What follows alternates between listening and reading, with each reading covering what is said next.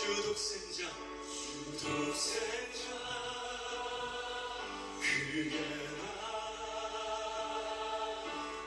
임하시네. 할렐루야. 예수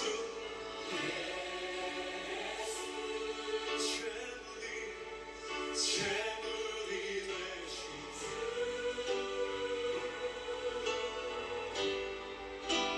영광 중에 그의 나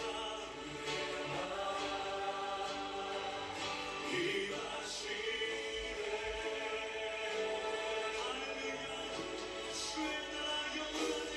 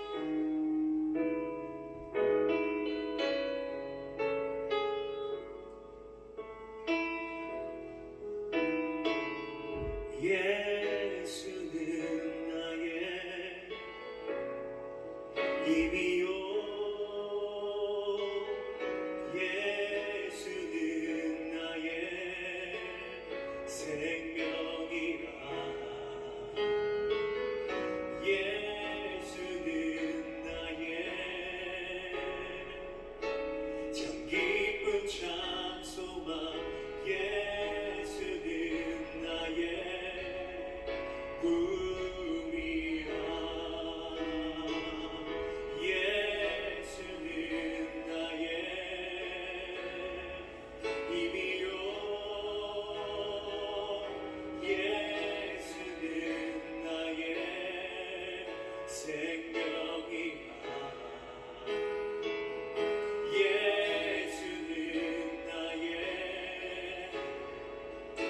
참 기쁜 찬송아 예수는 나의 꿈이라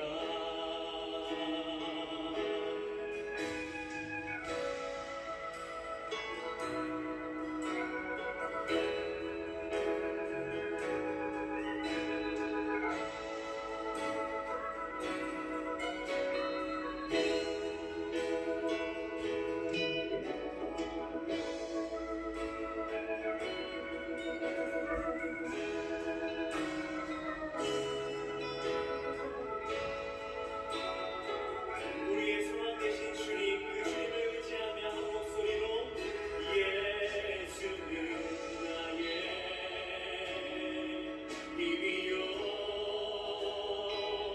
예수는 나의 생명이라 예수는 나의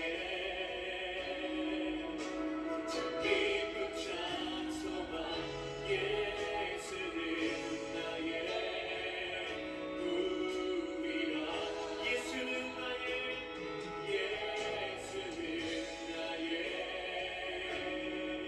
힘이요 예수는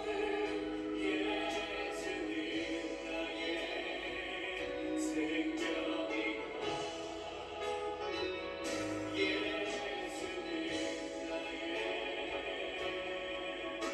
참 기쁜 찬송아 예수는 나의 꿈이라 진리의 성령님 진리의 성령 내게 오셔서 진리의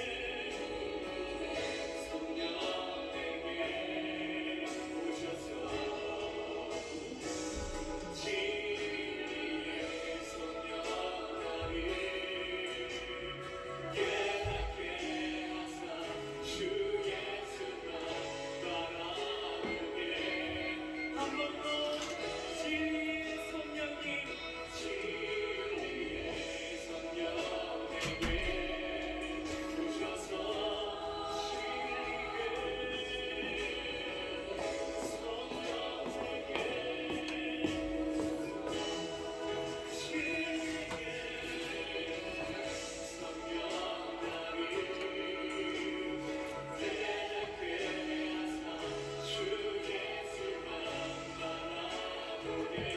주님이 우리의 힘입니다. 예수는 나의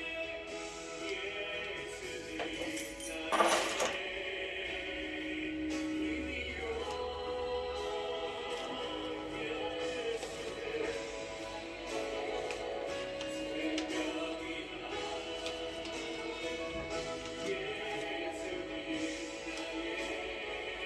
참 기쁘시오 참 소망 되신 예수님 주님이 우리의 꿈이 되십니다.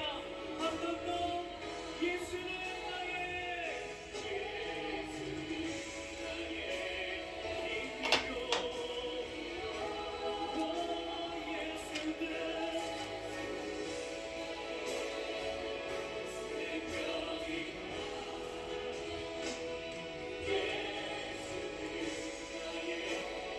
여전히 우리의 참 기쁨 참 소망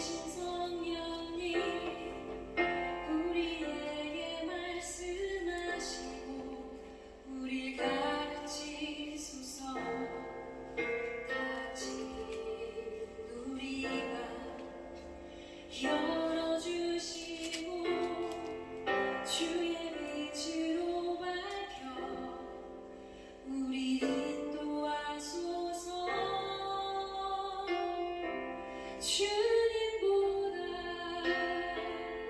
앞서지 않고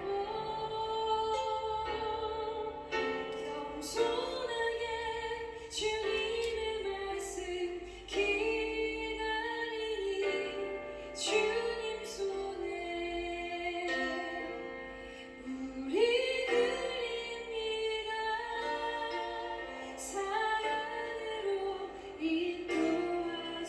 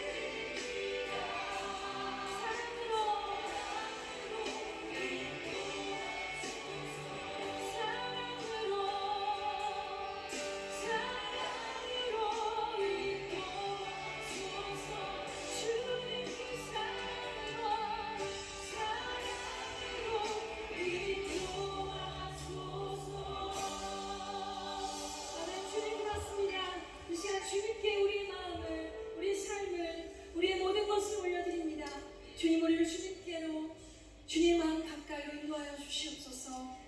모든 것 주님께 의탁드리며 예수 그리스도 이름으로 기도드렸습니다.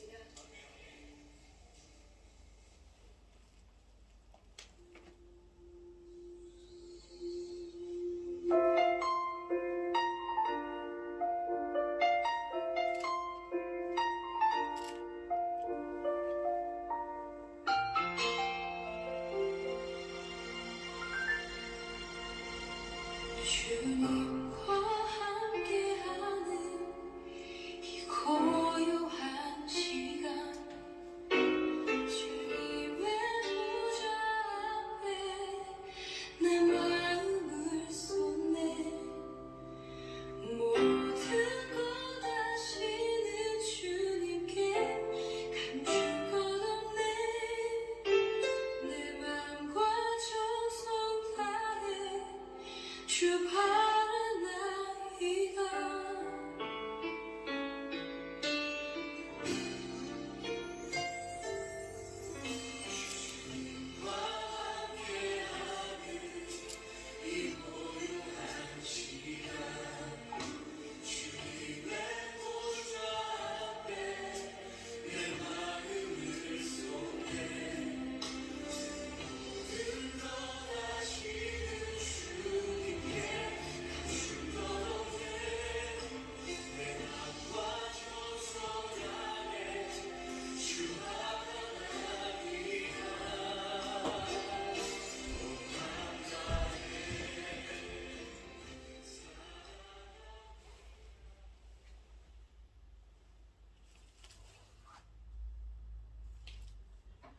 (11월 30일) 참을밤 예배를 시작하도록 하겠습니다. 사도신경 하심으로 신앙 고백하시겠습니다. 전능하사 천지를 만드신 하나님 아버지를 내가 믿사오며 그 외아들 우리 주 예수 그리스도를 믿사오니 이는 성령으로 잉태하사 동정녀 마리아에게 나시고 본디오 빌라도에게 고난을 받으사 십자가에 못 박혀 죽으시고 장사한 지 사흘 만에 죽은 자 가운데서 다시 살아나시며 하늘에 오르사 전능하신 하나님 우편에 앉아 계시다가 저리로서 산 자와 죽은 자를 심판하러 오시리라. 성령을 믿사오며 거룩한 공예와 성도가 서로 교통하는 것과 죄를 사하여 주시는 것과 몸이 다시 사는 것과 영원히 사는 것을 믿사옵나이다. 아멘. 찬송가 288장입니다. 예수를 나의 구주 삼고 성령과 피로써 거듭나니 이 세상에서 내 영혼이 하늘의 영광 누리도다. 이것이 나의 간증이요 이것이 나의 찬송일세. 나 사는 동안 끊임없이 구주를 찬송하리로다. 온전히 주께 맡긴 내 영 사랑의 음성을 듣는 중에 천사들 왕래하는 것과 하늘의 영광 보리로다. 이것이 나의 간증이요 이것이 나의 찬송일세. 나 사는 동안 끊임없이 구주를 찬송하리로다.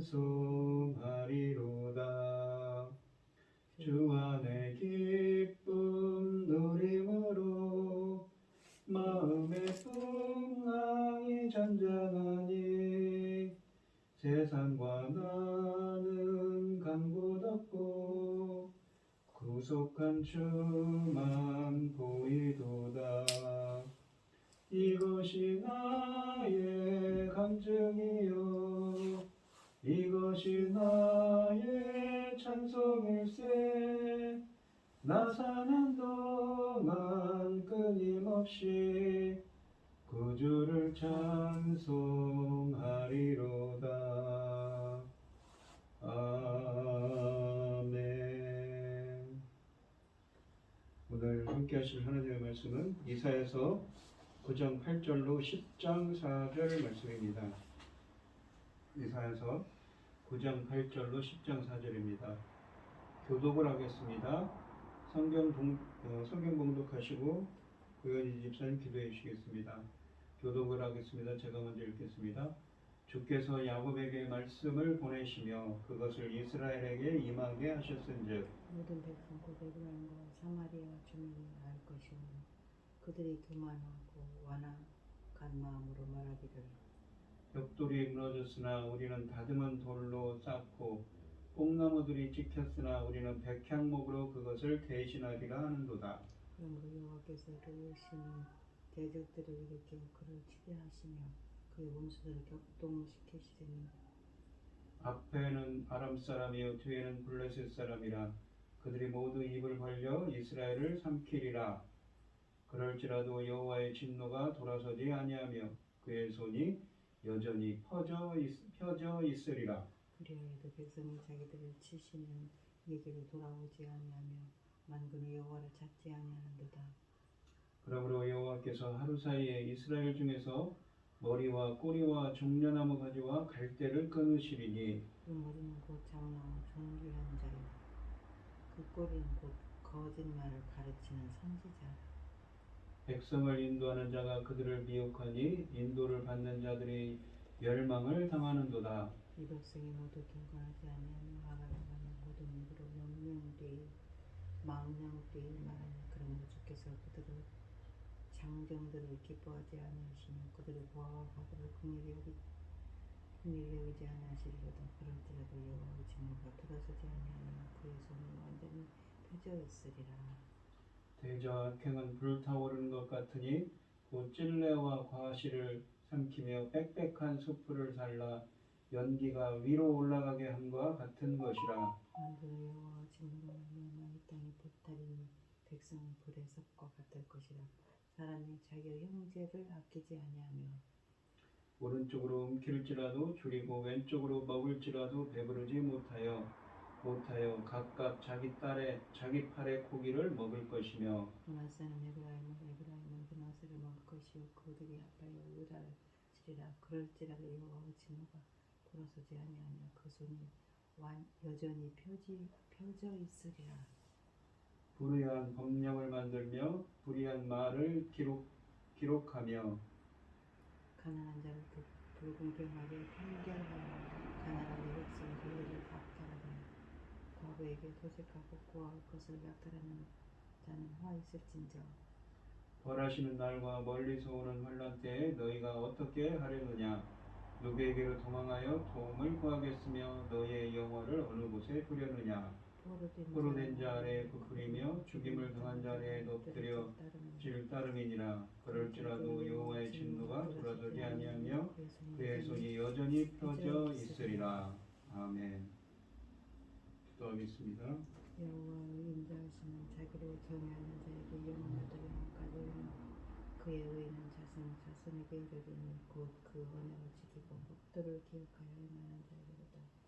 여호와께서 그의 보좌를 하늘에 세우시고 그의 왕권으로 만물을 다스리시는도다.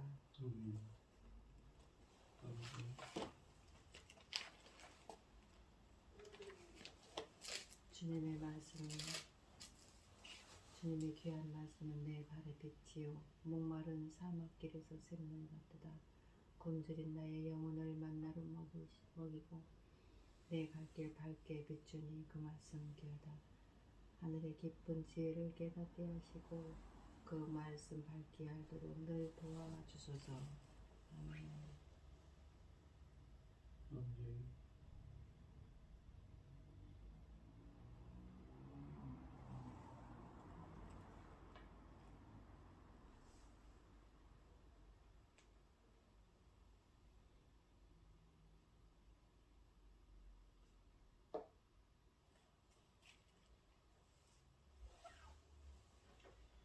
오늘 함께 하실 하나님의 말씀은 진노를 풀지 않으시고입니다.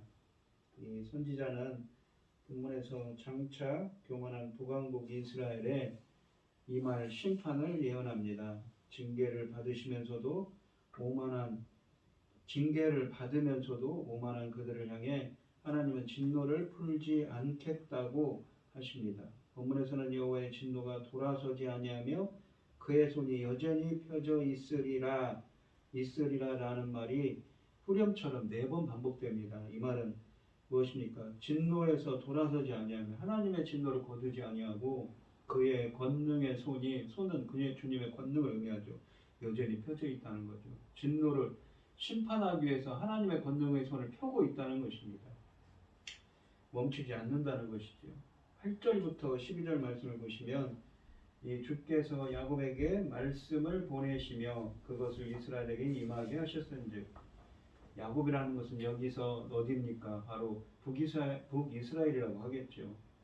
이스라엘 백성들에게 말씀을 보내시며 이것을 이스라엘에게 임하게 하셨은즉, 주님의 말씀이 임했습니다. 모든 백성 곧 에브라임과 사마리아 중원이 알 것이거늘. 에브라임은 북이스라엘의 대표적인 지파죠. 그래서 에브라임이라고 하면 북이스라엘을 뜻하기도 합니다. 사마리아라는 것은 북이스라엘의 수도지요. 주민이 알 것이거늘 그들이 교만하고 완악한 마음으로 말하기를 벽돌이 무너졌으나 우리는 다듬은 돌로 쌓고 뽕나무들이 찍혔으나 우리는 백향목으로 그것을 대신하리라 하는도다. 그러므로 여호와께서 르신의 대적들을 일으켜 그를 치게 하시며 그의 원수들을 격동시키시리니 앞에는 아람 사람이요 뒤에는 블레셋 사람이라. 그들이 모두 입을 벌려 이스라엘을 삼키리라. 그럴지라도 이 여호와의 진노가 돌아서지 아니하며 그의 손이 여전히 펴져 있으리라 라고 하십니다. 이 북이스라엘이 심판을 받는 근본 원인은 하나님을 의지하지 않고 인간의 계획을 의지하는 교만 때문입니다. 그래서 이 교만한 북이스라엘은 바스를 의해 삼켜지게 될 거라고 말씀하고 있는 것이지요. 하나님의 말씀이 자급자족하겠다는 인계 스스로 무언가를 해보겠다는 인간의 계획을 의지하는 인간의 교만에 의하여 거부되었습니다. 문제는 그들이 경험하고 있는 어려움이 하나님께로부터 오는 것임을 알면서도 의도적으로 재앙의 근원적인 하나님의 권위를 거부하는 데 있다고 9절에 말씀하십니다. 교만한 사람들은 하나님께 심판을 받으면서도 회개할 기미를 보이지 않습니다. 그러므로 하나님이 그들에게 더 큰 재앙을 내리십니다. 그럼에도 불구하고 사람들은 회개하지 않고 오히려 대수롭지 않다는 자세를 취하고 있습니다. 이 재앙을 경험하면서도 그들에게 벌을 내리신 하나님께 돌아오는 것이 아니라 오히려 스스로 문제를 해결하려고 합니다. 이 벽돌집이 무너진다는 것은 10절에 보시면 벽돌이 무너졌으나 우리는 다듬은 돌로 쌓고 뽕나무들이 찍혔으나 우리는 백향목으로 그것을 대신하리라 하는도다라고 하시죠. 벽돌집이 무너지면 돌로 집을 쌓고 이 뽕나무들이 찍히면 백향목으로 대신하면 된다는 자세를 취합니다. 벽돌은 그 당시에 가장 널리 사용된 건축 자재로서 흙과 지푸라기를 섞어서 햇볕에 말린 것으로 당시 팔레스타인 사람들 중 가난한 사람들이, 일반 사람들이 쓰던 것입니다. 벽돌은 시간이 지날수록 굳어서 더 튼튼해진다고 합니다. 이런 벽돌로 지은 집이 무너지는 것은 무엇을 뜻합니까? 바로 침략자들에 의해서 도시 일부가 파손되는 것으로 풀이될 수가 있지만 큰 지진으로도 의미될 수 있습니다. 그만큼 튼튼하다는 것이죠. 구약에서 지진은 무엇입니까? 바로 하나님의 심판으로 자주 언급됩니다. 이 일을 당할 때 사람들은 하나님의 재앙이 임했다는 것을 깨달았을 것입니다. 그러나 그들은 아랑곳하지 않습니다. 다듬은 돌은 무엇입니까? 부유한 사람이 집을 지을 때 쓰이던 것이라고 역대하 1장 15절에 쓰여져 있습니다. 아모스서 5장 11절에도 쓰여져 있죠. 또한 뽕나무는 주로 짐승들의 사료로 사용되었던 것입니다. 그러므로 뽕나무가 찍힌다는 것은 경제적인 어려움을 초래할 수가 있는 것이지요. 그러나 역시 이들은 아랑곳하지 않습니다. 그저 백향목으로 대신하면 된다고 떠들어댑니다. 그러나 백향목은 어떻습니까? 정말 값비싼 나무지요. 짐승들의 사료가 될 수 없습니다. 그들이 당면하고 있는 문제의 해결책이 되지 못하는 것입니다.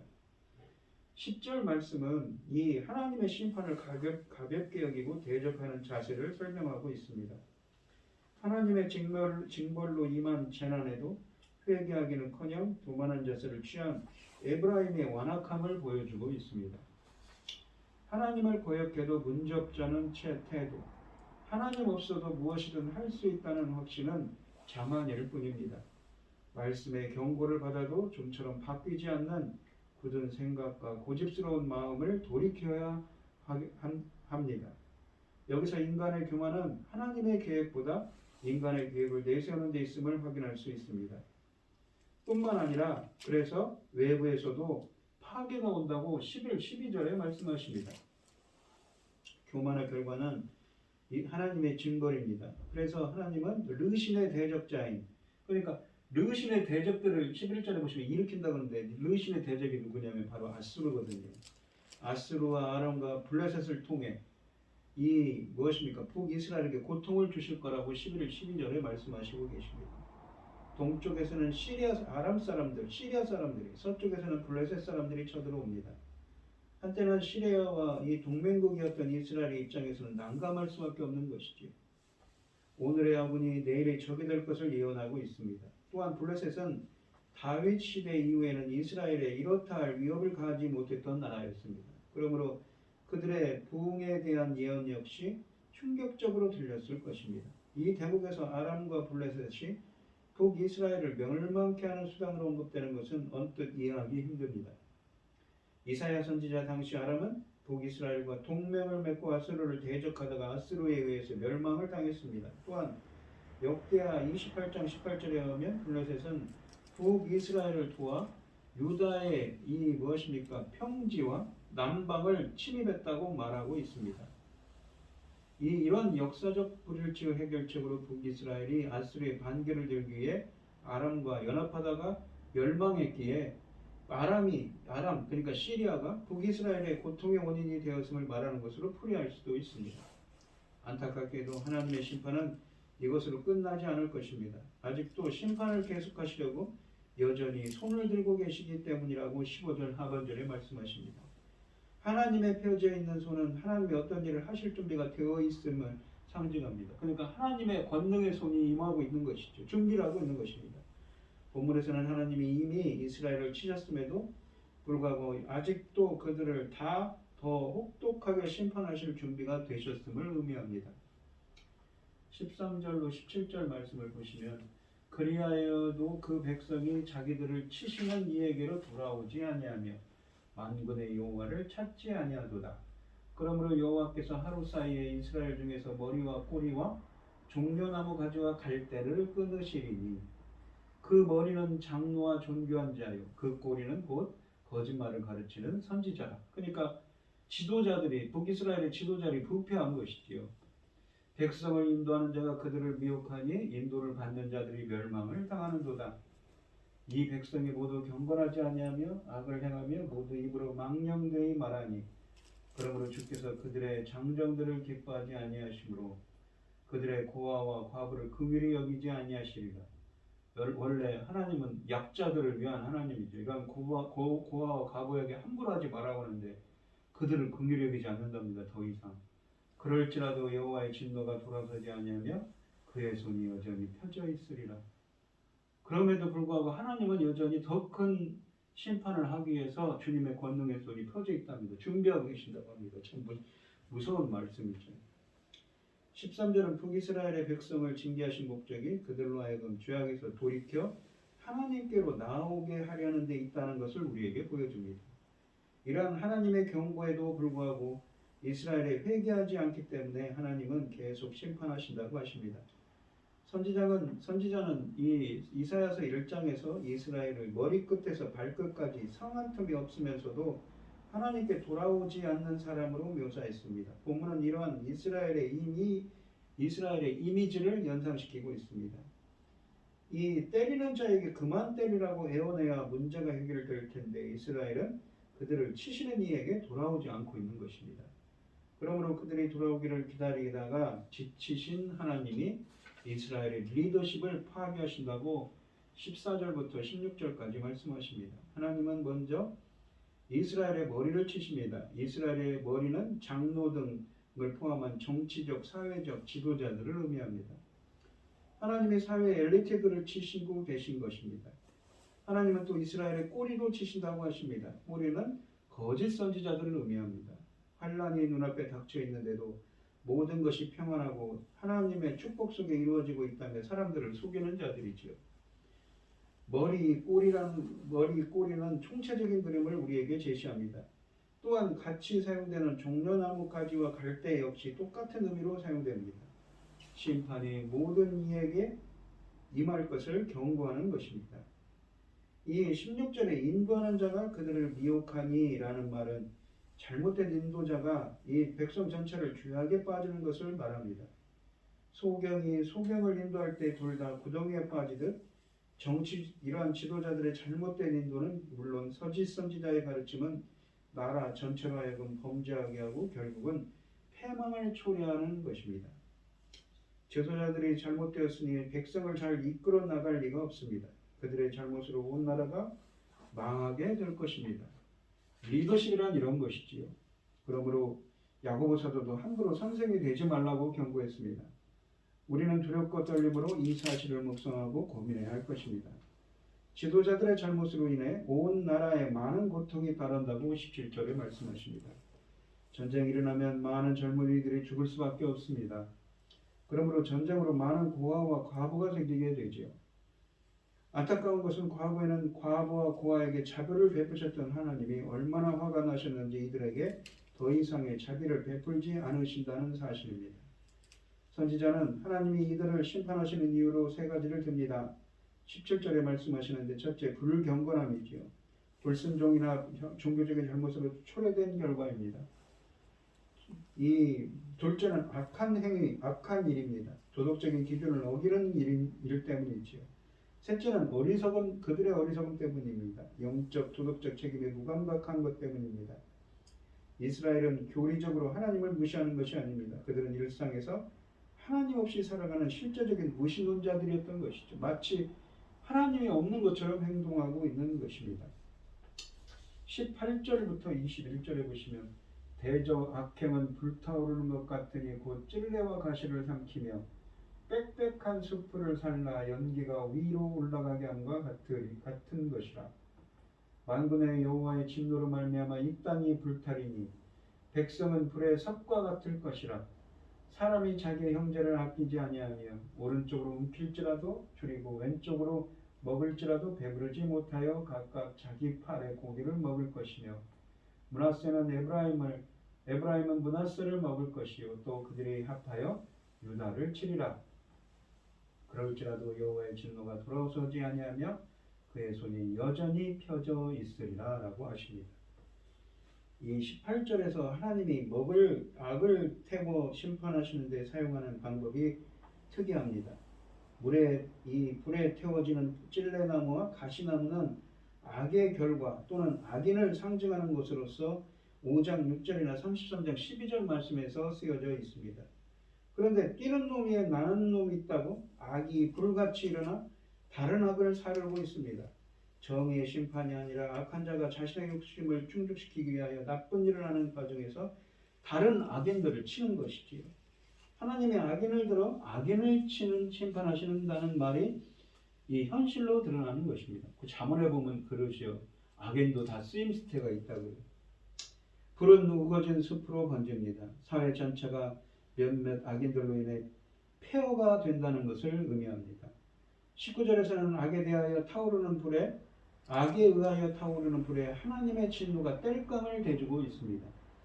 엎친 데 덮친 격으로 사람의 악이 불처럼 타오르고 하나님이 그 불에 부채질을 하십니다. 하나님은 불에 타기 좋게 온 땅을, 그러니까 온 이스라엘을 바싹 태워버리십니다. 심판이 얼마나 무시무시한지 형제가 완전히 파괴된다고 19절 하반절에 말씀하십니다. 20절에서는 경건하지 못한 욕심이 이와 같이 엄청난 파괴를 가지고도 만족하지 못합니다. 표현의 섬뜩함을 생각해 보십시오. 선지자는 자고에 보이는 대로 먹어도 만족하지 못하고 아무리 삼켜도 배부르지 않아 나중에는 자신들의 팔까지 먹는 사람들의 모습을 그리고 있습니다. 이것이 죄의 본질이지요. 조금만 더 가지면 만족할 것 같지만 결국은 끝없는 욕망에 불과합니다. 죄란 그렇습니다. 맛을 보면 계속 다 원하게 되지요. 각자 자기 욕심만 채우려는 사람들로 구성된 사회는 망할 수밖에 없는 것입니다. 이 선지자는 19절 하반절에 자신들의 팔까지 먹는 사람들의 모습을 사람들이 서로를 잡아먹는 이미지로 사용하고 있습니다. 사람과 사람이 지파와 지파가 서로를 대적하는 모습입니다. 여러 개인을 하나의 사이로 묶어주는 지주는 없어져 버렸고 하나의 커다란 혼돈이 임하게 됩니다. 죄가 갖는 가장 기본적인 모습은 관계를 파괴하는 것입니다. 우리가 창세기 3장과 4장을 살펴볼 때 죄가 이 세상에 들어와 제일 먼저 한 일이 무엇인가요? 하나님과 인간의 관계가 무너지고 부부 사이의 관계도 무너지고 인간과 자연의 관계, 4장에 가서는 형제와 형제 사이의 관계를 파괴한 것처럼 말입니다. 이스라엘의 악행이 불타오를 때 하나님의 진노가 땅을 불태우고 마침내 마음에 하나님의 말씀을 듣기 싫어하는 백성의 악행이 이웃과 형제를 해치는 데까지 이릅니다. 약자가 보호받지 못하고 형제가 살육하는 끔찍한 모습은 그들 스스로 만든 것이며 동시에 하나님이 그들을 내버려 두신 결과입니다. 우리에게 닥친 재앙의 대부분도 우리 사회가 저지른 악행의 열매일지 모릅니다. 속히 불의한 손을 거두고 우리는 하나님의 공의를 구해야 되겠지요. 10장 1절로 4절에 보시면 불의한 법령을 만들고 그러니까 공정하지 못한 법조항을 만들고 불의한 말을 기록하며 가난한 자를 불공평하게 판결하여 가난한 내 백성의 권리를 박탈하며 과부에게 토색하고 고아의 것을 약탈하는 자는 화 있을진저 벌하는 쉬는 날과 멀리서 오는 환난 때에 너희가 어떻게 하려느냐 누구에게로 도망하여 도움을 구하겠으며 너희의 영화를 어느 곳에 두려느냐 포로된 자 아래에 굽으린다는 엎드러진다는 것이죠. 죽임을 당한 자 아래로 엎드러질 따름이니라. 그럴지라도 그러니까 포로가 된 사람들 밑에 엎드려지고 죽임을 당한 자 아래로 또 엎어진다는 것입니다. 그러니까 죽임을 당한다는 것이죠. 그럴지라도 여호와의 진노가 돌아서지 아니하며 그의 손이 여전히 펴져 있으리라 라고 말씀하십니다. 하나님의 진노의 손이 아직도 펴져 있다는 것입니다. 준비하고 계신다는 거죠. 참 무서운 이러한 말씀이 반복되고 있습니다. 토색한다는 것은 약탈을 한다는 것입니다. 이스라엘의 이 심판에 대한 신탁을 마무리하고 있는 본문이 다시 지도자들에 대해 언급하지만 우리가 13절로 9장 13절로 17절에 언급한 것과는 다른 차원의 리더십에 대하여 말하고 있습니다. 9장 13절로 17절에서는 리더들이 백성을 잘못 인도한 일이 언급되었습니다. 그런데 여기서는 의도적으로 엉뚱한 길로 행하여 나쁜 짓을 하는 지도자들을 비난하고 있습니다.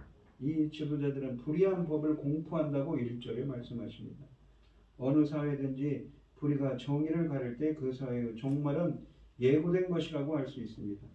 의로우신 창조주가 이 같은 상황을 오래 묵인하지 않으실 것이기 때문입니다. 이스라엘 사회는 지금 이런 시대를 지나고 있습니다.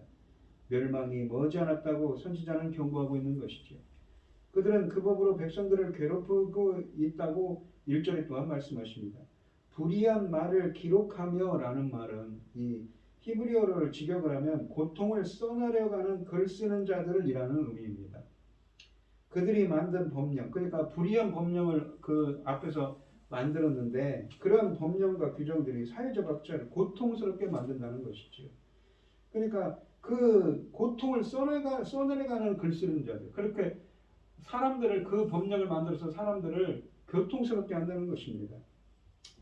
이 이스라엘의 지도자들이 정의를 배척하는 법을 공포하고 공의를 의롭지 못한 불의한 법을 공포하고 그 법으로 백성들을 괴롭히고 있다고 2절에 말씀하고 있습니다.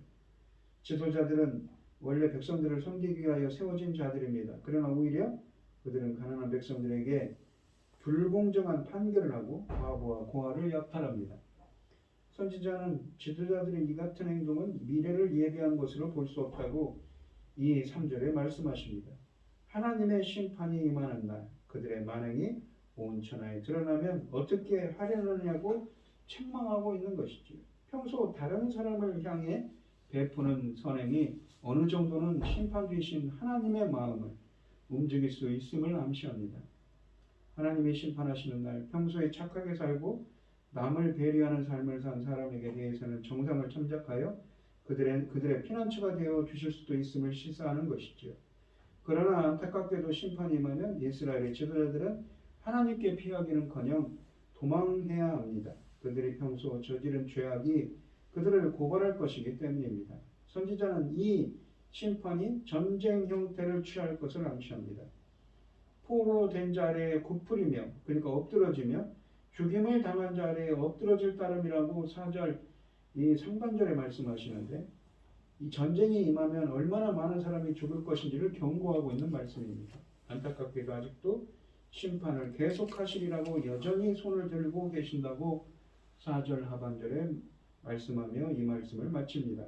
하나님의 펴져 있는 손은 하나님이 어떤 일을 하실 준비가 되어 있음을 상징합니다. 하나님이 이미 이스라엘을 치셨음에도 불구하고 아직도 그들을 더 혹독하신 심판을 준비하고 계심을 말씀하고 계신 것이지. 이 약자를 보호할 법이 제 기능을 이루타되 오늘 본문 말씀을 보시면 약자들의 고통이 배나 가중됩니다. 법은 약자가 강자의 폭력에서 보호받을 수 있는 유일한 안정장치인데 법을 만들고 집행하는 이들이 불의하다면, 불의한 법을 만들어서 고통을 받는다면 약자는 의지할 수 있는 최후 수단을 잃는 것이지요. 그러나 의로우신 주님은 불법을 행하고 그것을 묵인함으로 약자를 괴롭히는 이들을 내버려 두지 않겠다고 하십니다. 우리 사회의 입법, 사법기관이 우리가 사는 사회도 마찬가지인 거죠. 정의롭고 공정한 법을 만들고 집행하며 더 이상 약자가 고통받거나 기본적인 권리에서 소외되지 않도록 그리스도인으로서 종교적, 사회적인 책임이 있습니다. 그러한 책임을 잘 감당하는 우리들이 되어야 되겠죠. 오늘 본문 말씀을 보시면 이 단락의 긴 본문이지만 그 단락을 맞출 때마다 하나님의 그 크신 손이 여전히 펴져 있다고 했죠. 주님의 손이 진노의 손인 것입니다. 권능을 발휘하기 위해서 하나님의 진노의 그 권능의 손이 준비하고 있는 것입니다. 심판을 준비하고 있는 것이죠. 왜요? 이스라엘 사람들의 그 악행 때문입니다. 이스라엘의 지도자들과 그 북이스라엘 사람들의 하나님을 의지하는 않고 인간의 생각을 의지하고 우상숭배하는 악을 행하는 자들에게 심판을 내려주시는 무서운 말씀이 있는 것입니다. 그래서 하나님은 하나님의 진노를 풀지 않으시고 그 또 다른 진노를 무엇입니까? 그 진노의 손을 펴기 위해서 준비하고 계신 것입니다. 이스라엘의 이 성지순례를 갔다 오신 분이 이런 말씀을 하셨습니다. 오늘날 사마리아의 후예들, 그러니까 북이스라엘의 후예들은 거의 남아있지 않다고 합니다. 불과 수백 명밖에 되어 있지 않다고 하죠. 왜요? 그 민족성들이 어떻게 됐습니까? 그 우상숭배와 이방 민족과 혼합되어서 다 흩어졌다는 것입니다. 또 2차 세계대전 중에 엄청난 일이 있었죠. 오늘날을 살아가는 우리들은 어떤가요? 과연 우리가 사는 사회는, 우리가 사는 삶은 정말 거룩한 하나님 나라의 백성으로서 하나님 보시기에 공의로운 삶인가요? 우리가 사는 사회는 정말 하나님이 보시기에 우리 지도자들은, 우리의 그 하나님의 일을 맡았다는 우리의 지도자들은, 그 위정자들은 어떤가요?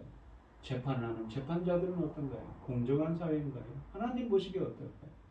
우리 하나님은 공정하시길 원합니다. 우리가 하나님의 뜻대로 살기를 원하시지요. 우리 성도님들도 항상 두렵고 떨리는 하나님의 말씀입니다. 하지만 그 하나님의 자비와 긍휼에 의지하여서 하나님의 공의와 정의를 행하는 여러분들이 되시기를 축원드리겠습니다. 기도하겠습니다. 하나님 아버지 감사합니다.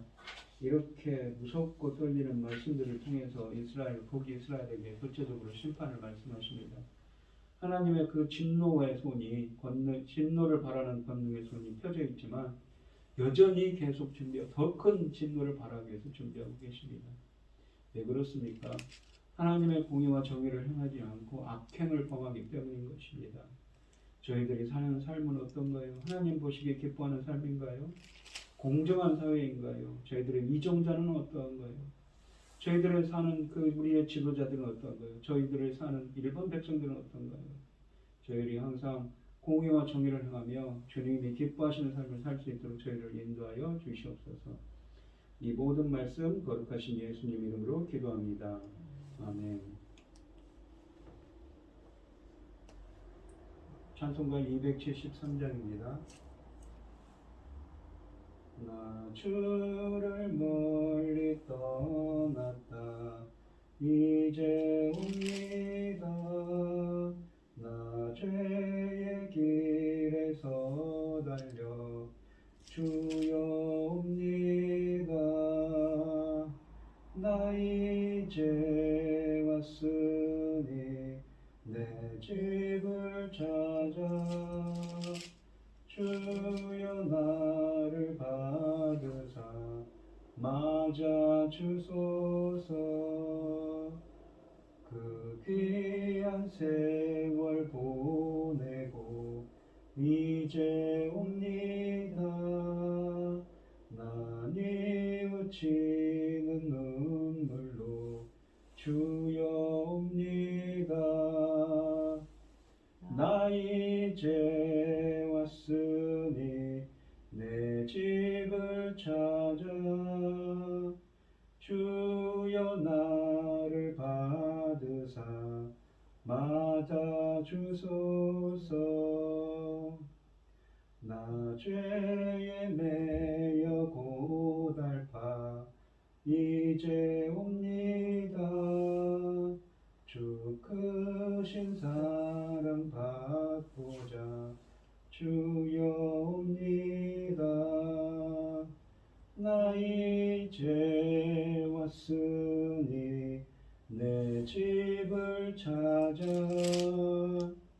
주여 나를 받으사 맞아 주소서. 이 병든 마음을 고치려 이제 옵니다. 그 힘과 소망 바라고 주여 옵니다. 나 이제 왔으니 내 집을 찾아 주여 나를 받으사 맞아 주소서. 나 바랄 것이 무언가 우리 주 예수 날 위해 들어 죽임당하신 간 믿고 옵니다. 나 이제 왔으니 내 집을 찾아 주여 나를 박으셔 받아 주소서. 아멘. 축도하시므로 오늘 예배를 마치겠습니다. 이제는 주 예수 그리스도의 은혜와 하나님의 극진하신 사랑과 성령의 교통하심이 성도들 머리 위에 이제로부터 영원히 함께 있을지어다. 아멘.